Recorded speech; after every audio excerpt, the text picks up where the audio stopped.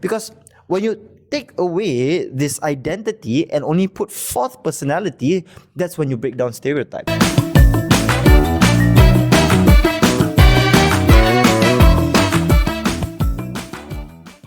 Jom, dengar dulu. Selamat kembali kepada episod baharu. Jom, dengar dulu. Dan episod ini jugalah podcast yang lebih pendek daripada episod yang kita selalunya buat. Dan untuk topik hari ini, kita ingin membincangkan isu yang paling hangat di media sosial, di perbualan and any discourse that we have, which is the racism in Malaysia, type C lah, type M, type I, and all this type, what I know growing up adalah type C is that cable, tapi now people are saying type C is me lah, I am type C, and I guess you guys are type M apparently. So just very quickly, would you like to introduce yourself to our audiences? Okay, hi, my name is Aisha, or I prefer to be called Aish. I just graduated from Unimas in English for Global Communication. Hi, my name is Muhammad Ahtar bin Alwi, and you guys can call me Aziz. And I just started my journey at Unimas at Foundation of Computing. Cool. I think I just want to note that we have a baru graduate and a baru masuk, both Unimas here. So hopefully we will get a diverse opinions and your experience, not only as a student in Malaysia, not only as a Sarawakian, but most importantly as your individual races that you bring in and what kind of oppression that brings in. Now, going straight to first question, right? Have you guys faced any racism before? I think most probably everyone have. And would you guys like to share it? Maybe Aisha first? Okay. So correction, I'm not Malay. I'm sorry. No, it's alright. Okay, it's a common confusion. Okay, I am a lot of mixes, I would say. I'm a mix of Indian, Melanau, Bugis, and Chinese. Very diverse mix. I would call myself sometimes Rojak, actually. So, apart from that, I'm also half Sarawak, half from Selangor. My dad's from Selangor, my mom's Sarawak. There's this thing, okay, in Sarawak, we're always talking about the paling harmony. We're not like Semenanjung, we're not racist like Semenanjung. Exactly. Okay, but thing is, I don't know if it's a really known fact for people in West Malaysia. There's the Indians are a minority here. So some people do know, some people don't know that. So unfortunately, some Sarawakians, they prefer people who are fair skin. So they have this they don't, I wouldn't say judge, but subtle preference for people who are fairer, and so people who aren't that fair, they have this if you know what I mean. So since I'm mixed Indian, I do face this very subtle racism. I get the jokes about Indian people, the ones that you commonly hear in West Malaysia. I get it here, actually, even worse from some of my own family members. That's in terms of races. Some Sarawakians used to be, still are, but not as bad. They're not really accepting of West Malaysian culture or West Malaysian people coming here and all that. So when I'm in Sarawak, some Sarawakians would say, "Why don't you go back to Semenanjung?" If people tell me I have a very West Malaysian face, okay, I accept that. But when I'm in West Malaysia, people ask me, "Where are you from?" I'm from Sarawak. "Oh, welcome to Malaysia. Have you been to Malaysia? Do you use ringgit back there?" It starts as jokes, but over time it builds your. People have this sense of identity. I don't. I'm confused. Am I West Malaysian? Am I Sarawakian? Even though my IC is K, I face that actually, and it digs at your identity. I think on the idea of facing racism as a mixed person, personally, my mom is Indonesian, my dad is Chinese, and I have to say that there is a problem in the idea of a sense of belonging, right? Where I can't call myself Chinese because I was raised with Indonesian culture. I can't call myself Indonesian because I'm in Malaysia, right? And there's always, like what you said, this subtle racism towards people, right? And it's not outright saying that, hey, you're Chinese, you eat pork or whatsoever, but it's more so to the fact that, oh, you're Chinese, oh, your mom's is Indonesian, oh, were they like pembantu, or they come here to work? And I think that is a huge problem within our society where we cannot just be Malaysian. There is always a need to tie people to their race. There's always a need to call people, to stereotype them, right? And this is something that I want to ask, Aziz, right? Do you think there is still a huge need in Malaysia for people to be categorized based on their race, Chinese and etc.? I think pada pendapat saya lah, saya rasa there's no need for people to categorize bangsa-bangsa yang lain, because at the end of the day, we are Malaysian. We are Malaysian. We need to live in unity, as what we said, unity in diversity, right? And honestly, when you ask me about whether I face racism or not, I do not face it, but my family are one of the, I don't want to open diorang punya aib, tapi diorang agak racist, I would say, because there's a thing in my family which is diorang cakap, oh, don't deal with Chinese is no good, don't eat at this place because it is Chinese. Pork is not halal, it's not halal at all.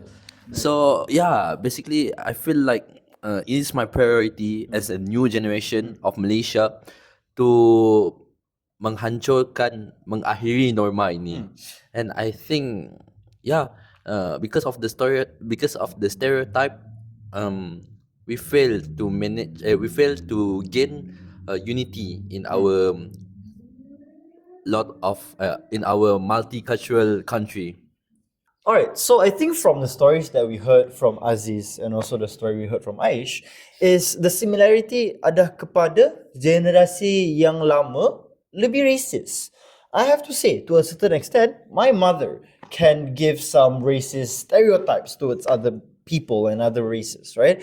And the main difference dari segi generasi adalah generasi Gen Z lebih anti-racism. We call out this injustice that happens around us, right? And people call us woke, right? They call us, because of social media, that we cannot accept these little stereotypes, or to some extent, it's not racism, it's quote-unquote truth, right?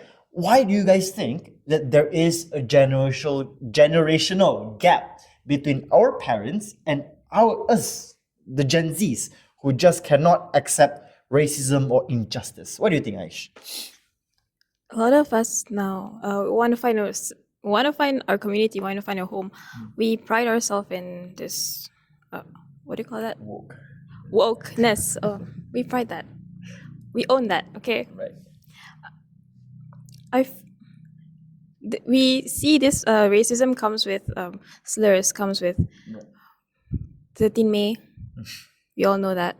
We want to end that. We don't want that. We want to live in harmony. Right.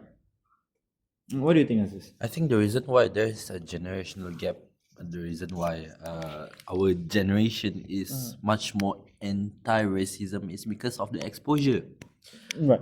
I think for me, the reason why I started to dig deep for racism is because of during I was Form 3, I was joining a pidato, and my script is talking about how UEC, basically Chinese exam, memecah belahkan bangsa sebab UEC kan daripada China, so curriculum daripada China tapi dibawa ke Malaysia.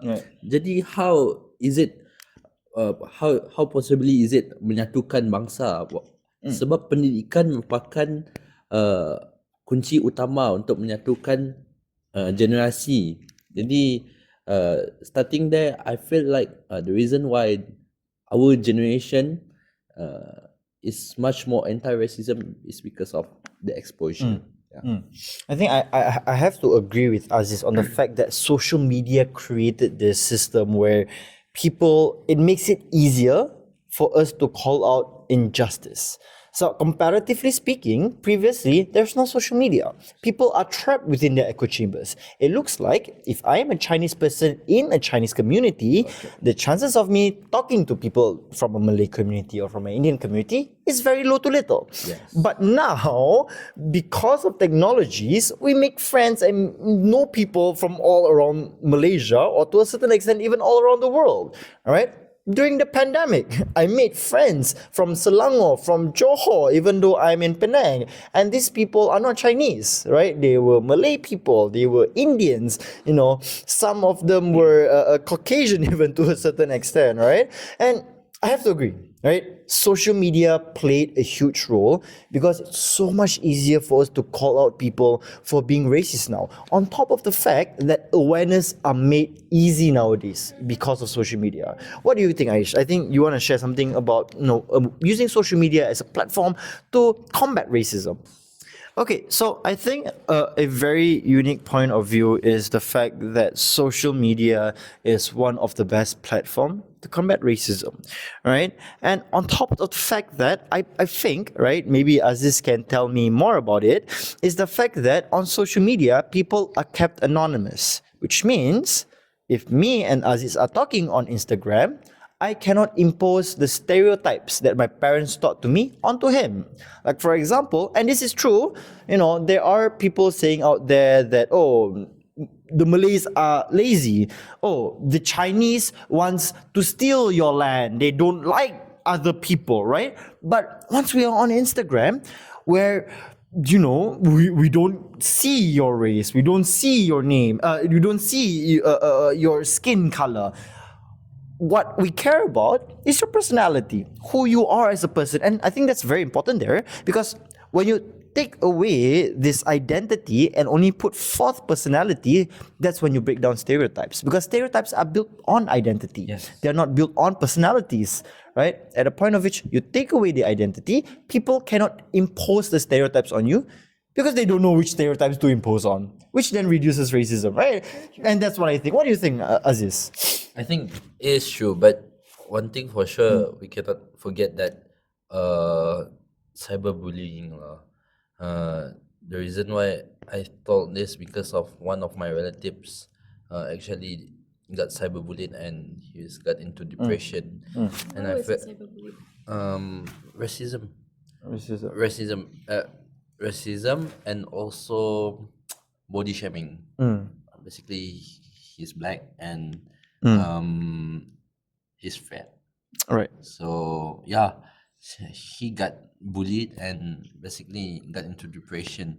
And I think although social media memang memainkan peranan yang penting dalam anti-racism, we cannot forget that social media is also one of the biggest contributor to racism nowadays. Right.